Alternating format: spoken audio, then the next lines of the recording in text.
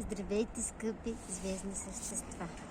Включвам се с една много изключително важна тема, а именно темата за вярата.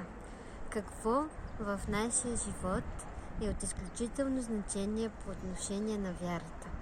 Какво е онова усещане за мир, онова усещане за спокойствие, онова усещане за благоденствие вътре в нас, което е свързано с вярата и с всички нейни обстоятелства и предпоставки?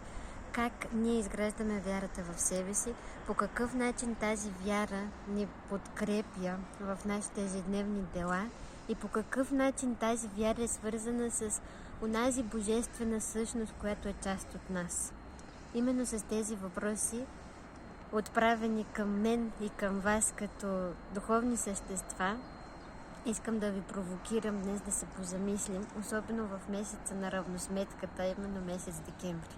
Пожелавам ви един хубав и изпълнен с вяра ден.